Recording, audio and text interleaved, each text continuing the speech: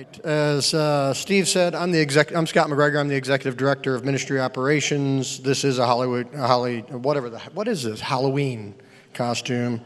You generally will see me with shorts, sneakers, if they still call them that, ball cap, half shaved, maybe not.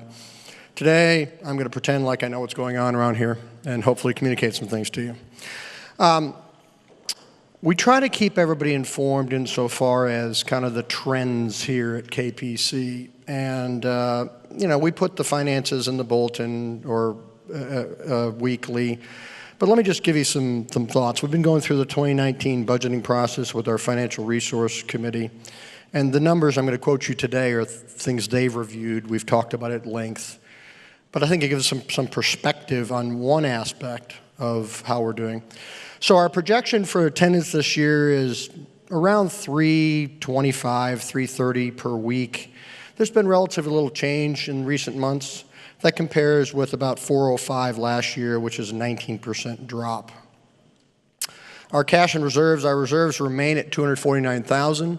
You may remember that in the first quarter-ish of this year, we increased that by $100,000, so we put $100,000 into savings.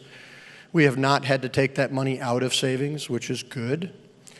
In terms of our current cash and reserves, that's the savings account plus our checking account. We currently have $358,000, and at the end of August, we were at $353,000. So that's pretty well flatlining. We can expect some reduction of cash in the coming months. There's some needs the church has to do certain things. And we have the normal expenses of the Christmas season. I don't expect any impact on reserves for 2018 unless something unpronounced I can't plan on hadn't been happening. So we're going to go into 2019 with reasonable reserves. In terms of giving levels, our projected giving for the year is about $1.4 million. That's about $179,000 below 2017. Our projected for giving for next year is about $1.26 million, about $175,000 or 12% below this year. So if you look at trend lines, our giving levels are dropping at about $175,000 a year. That's problematic over a long term. So how are we maintaining cash? How are we maintaining reserves? And the answer is we've done what I think is a fairly effective job of controlling costs. You can only control costs to a point. We can become more efficient. We can spend more effectively. But there comes a time where you begin to feel some pressure from that. So my comment to that would be cash is stable, and you need to hear me on this. We do not expect any changes in our level of staffing in 2019. When we start to become concerned about cash, there's a tendency to people to look at the people, say, oh, we got to cut heads. No, we don't need to cut heads. We need to be effective and efficient, but at least as far as I can see for 2019 at this point, if the numbers prove out to be the way they are, then we should not have to have any staff reductions to 2019. If the numbers go up, we may have a resource need. If the numbers go down, we'll have another discussion with you folks and we'll tell you what's going on. But at this point, I don't expect to see staffing reductions in terms of people in 2019. I do expect to see changes in terms of the way some of the staff functions, some of the pastoral responsibilities, staff responsibilities, they'll move around somewhat as we're trying to grow into a different and new model of how we move forward, which is no different really than in past years. So on November 18th, we're going to have a called meeting in the congregation for three purposes. Officer elections will be on November 18th. There's the annual meeting of the corporation, which I know you all just love. It's a wonderful event. Balloons and fireworks, it's great. But it's very, very critical because we are incorporated, which is a great benefit to this church, to protect this church. And we're also going to have terms of call, as we traditionally do. Within the terms of call presentation, the 2019 budget will be provided in a summary format, as is the tradition of KPC. It's important to note that the 2019 budget does call for a reduction in compensation and or benefits for our pastors as we continue to carefully manage our expenses. So no surprises. You're going to see a reduction in compensation and or benefits. So here's the bottom line. We have a very, very faithful group of givers for which we are forever grateful. If it had not been for the faithful giving of this body, we would not be where we are. The problem lies not in the amount of giving for those that attend and faithfully give. The problem lies in the numbers that are amongst us. And as you examine, well, what do we do about staffing here or there? What do we do? What we want to do this, we want to do that. It's all based upon what the organization can maintain. We do not have a per-person giving problem. We need to grow our church. And I think we have tremendous opportunities to do that. And that gives me a segue to move along to some more fun things to talk about. And that is what's been going on around here.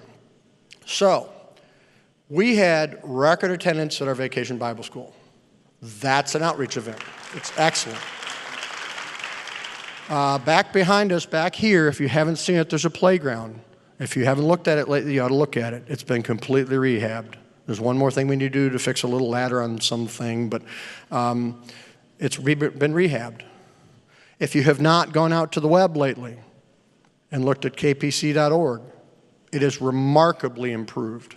And thanks to Harris and Keller for the leadership there. If you haven't been up in the balcony recently, tremendous changes in the video suite. We've now got the sound system in the middle. We've done all these great things. And we got one more thing to change in here, which will make the sound even better. And that's been good. Facility improvements. You may not have noticed it. The kitchen, we've fixed some things in there. The building is power washed. Now, you may not be able to tell because there's some stains on it that we can't remove, but the building has been power washed.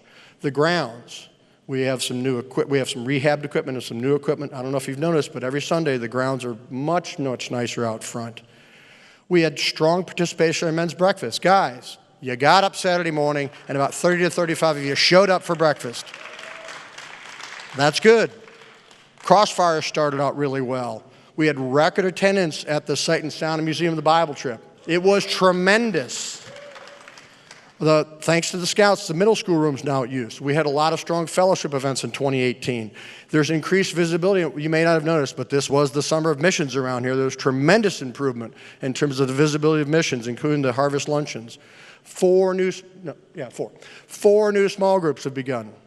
That's big. That's community. That leads to unity. It's a big deal. If you're not involved, you should consider it. We have small groups that have already existed, some of which can take new participants. That's important. That creates unity. That creates community. We have new outreach opportunities. Steve walked us through some of them. Union Mission's one. Food Pantry has been doing a great job. That's another one. Serving the trailer park nearby. That's a third. There's new opportunities, and we have a renewed call to prayer. Upcoming Harvest Party this Wednesday. It's going to be a great event. Be there. It's an outreach event. KPC people can have fun too at it, but it's an outreach event. In November, I don't know if we announced this or not, but in November we're going to have a Billy Graham program on November 8th, if I recall correctly. There's about an hour and 12 minutes, if I recall correctly.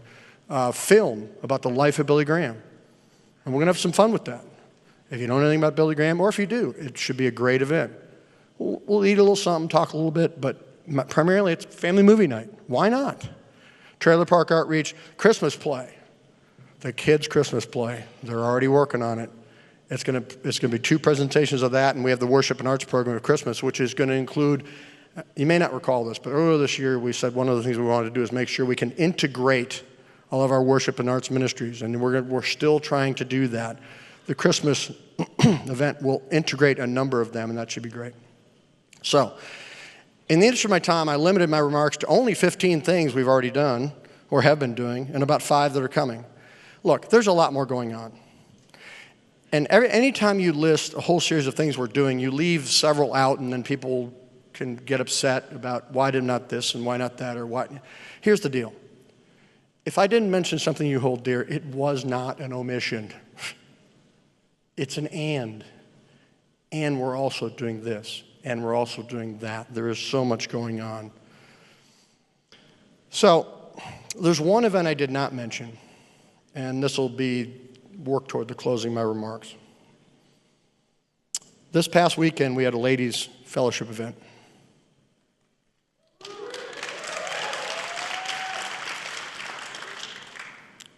Close to 100 women attended the event. There were 20 or so additional folks who did a great job of serving. The men served the dinner and nobody died. It was awesome. It was awesome. I've heard, in my job, I get to hear all the bad stuff. I really do. If something goes wrong, pretty much I'm going to know it, and pastors know this. You're going to hear it. I have not heard one single negative remark about the women's retreat. Now, it was logistically the second most complex event we've accomplished in the past year. And it was carried out so very well. So very well. And the question is, why? I'd like to say it was staff. And I can tell you, Bethany did an excellent job and was a key participant, but the answer...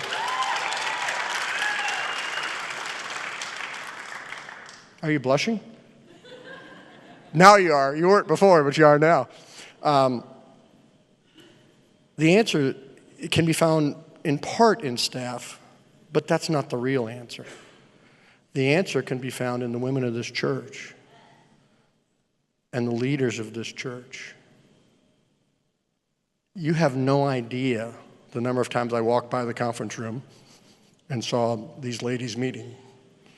And I would kind of duck down so they couldn't see me, But a tremendous amount of planning went into it.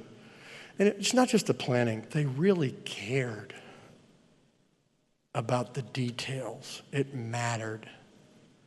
Extraordinary care, commitment, talent, and love can add to tremendous results. So, thanks to the ladies. Great job. Tip of the hat to the men. And I'll close with this. The ladies' retreat is really kind of a model for moving forward and says so much about what we can be. Steve talked, if you didn't get it today, he talked a lot about unity, if I recall correctly.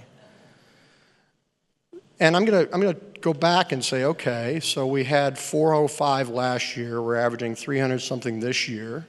Okay. So what's the answer to that?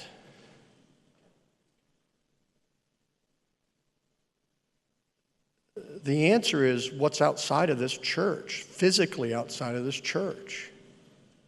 And how does that tie to the women's retreat? And the answer is it ties to the women's retreat because if we get focused on something that we believe is important, and if we get focused on a goal that we can sense on, we perform with excellence.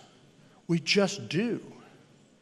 So the question becomes, what is the goal? And the answer is there are hurting people in this world.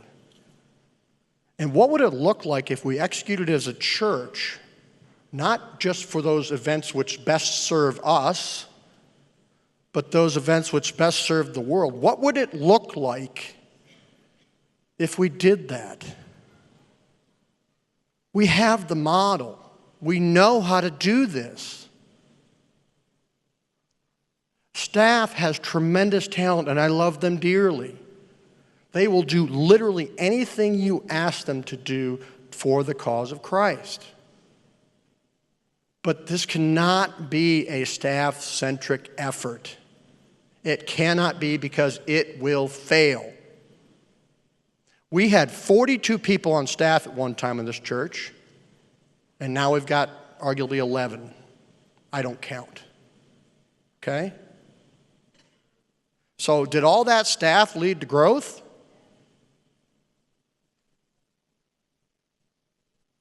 Arguably, if you had that many people, you should have kept on growing. Well, the answer is no, it did not lead to growth. It was a response to growth. We have the model. What if we use that model in the trailer park? What if we use that model on Union Mission Outreach? What if we use that model on whatever the next venture we decide is the right way to go. So here's what you need to do. We need folks to step up and participate more for the right reasons. Not a guilt or compulsion, but just because it's the right thing to do. There are hurting people outside the walls of this church. We need to reach those hurting people. And there are hurting people inside the walls of this church, by the way, too. We need to reach those people as well. The way we do that is we step forward and we participate. And there are many, many, many of you who are already doing that. But I can tell you this. We need people on our Human Resource Committee. We need people on our Building Committee, or the Ministerial Resource Committee.